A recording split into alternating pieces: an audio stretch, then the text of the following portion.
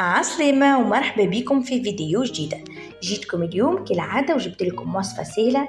وصفة اليوم تعالج حب الشباب، تعالج علامات تقدم البشرة، أكل تجاعيد البسيطة، تعالج أثر حب الشباب، أكل البقايا اللي يصيروا لنا لي بيغمونطاسيون اللي يصيروا من الشمس، سورتو توا الطقس ماشي يسخن، دونك واحد كان عنده تخاس ولا دسة ولا حاجة في وجهه نعرفوا اللي الشمس والسخانة تزيد تعزز ظهور البقع هذيك. دونك الوصفة متاع اليوم متكونة من القرنفل ونشي.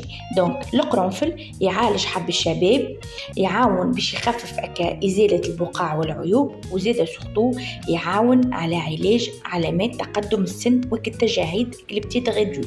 هذاك علاش ابارتيغ دو لاج دو 25 ans من المحبذ ان نستعملوا الوصفة هذه. المكون الثاني اللي هو النشا، براتيكمون هنا في وصفتي الكل للشعر ولا للوجه النشاء حاجة انديسبونسابل.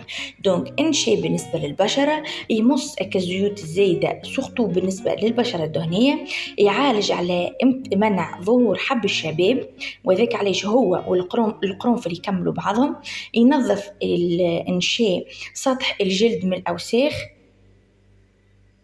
ويعاون على وينقص من الشوائب، يصلح البشرة وعيوب البشرة، وتولي عندنا تعرفوا البشرة كي تنظاف وتنحي الأوساخ نتحصلوا على بشرة مشرقة.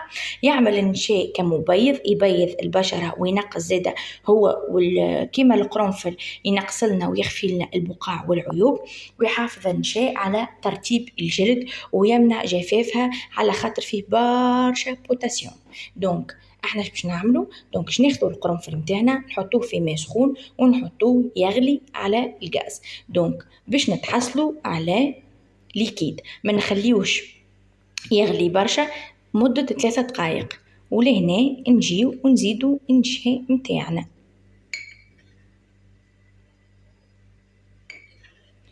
نحطوا نشاء 3 مغارف انتي والكونتيتي نتاع الماء، وباش نحط الليكيد هذا نطيبه على الغاز لين نتحصل على كريم.